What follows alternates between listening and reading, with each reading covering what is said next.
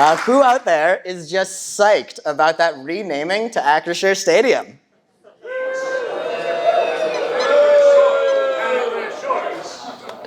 But it is a topic of light nerdery, because it turns out Acrisure is a financial technology company.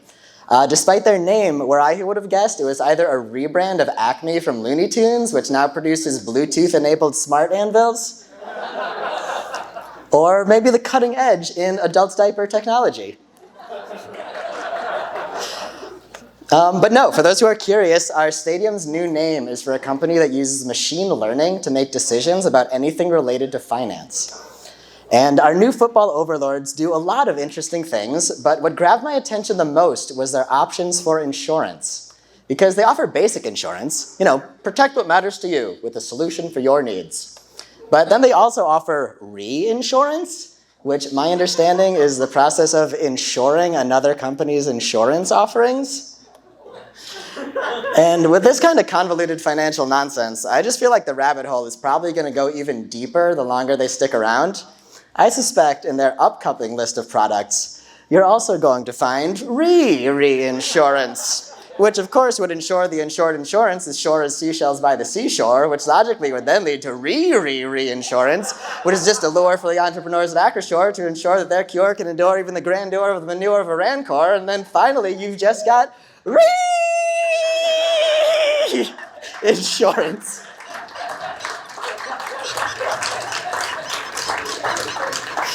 Which legend says is the only thing that will protect you from normies renaming your goddamn stadiums. But in a topic of much more nerdery and generally better news, the James Webb Space Telescope released its first images this month. Yeah, and they're awesome. They make pictures from Hubble look like they were taken from a 1998 Nintendo Game Boy camera. And yeah, y'all want to see some? So I'll tell you a bit about the telescope as we go through them. These pictures are taken with an infrared camera as opposed to RGB. This is because very far away objects are easier to observe in infrared.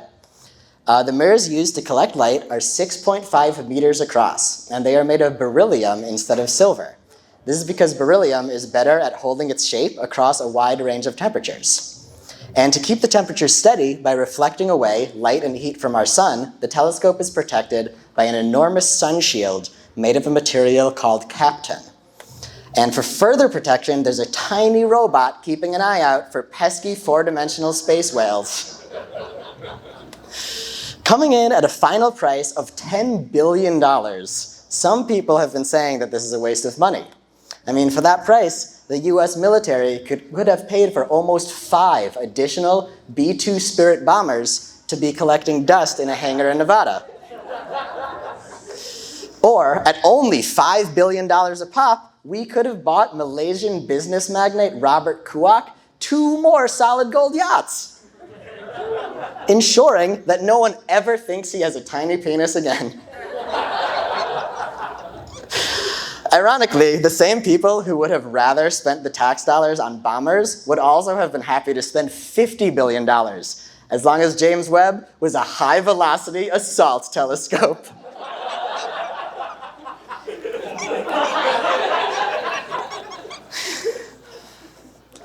But to address their point, spending $10 billion on the world's greatest desktop wallpaper machine would arguably be a bit of a waste. But these pictures were just taken as a way to kind of get the public excited about the project. There's a lot of really cool science that's going to be coming out of this too. Anyone think this is a sexy picture? Yeah. Yes. Then I'm glad you're already taking a seat. Because the James Webb Space Telescope is going to allow us to see back through time.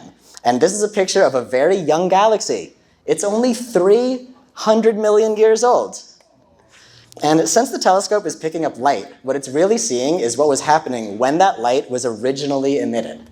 And because it's able to collect light from 12 billion light years away, what we're looking at is what was happening 12 billion years ago, giving insight into what the universe was like just after the Big Bang. And now that we have achieved not only this incredible resolution, but also the ability to see through time, experts have finally been able to answer an age-old question that has plagued scientists since the late 90s. Why do kids love the taste of Cinnamon Toast Crunch? Turns out it's really sugary. Another awesome thing that this telescope will help find is additional exoplanets, which is a kind of elitist term, meaning a planet that's from the wrong side of the Kuiper Belt. And that's really everyone but here. But by absorbing which wavelengths are absorbed as light passes through an exoplanet's atmosphere, we'll be able to tell what the atmosphere is composed of, perhaps even allowing us to find new Earth-like planets we may eventually want to explore. And maybe, just maybe, somewhere out there in the infinite cosmos, we'll even finally find a new Earth that is actually flat. I'm sure you can all now see, the James Webb Space Telescope is a technological marvel. The legs of it... Oh, sorry, I really have to take this. Hello? What? Well, sorry y'all, but they renamed it. Now it's the Acrisure Telescope.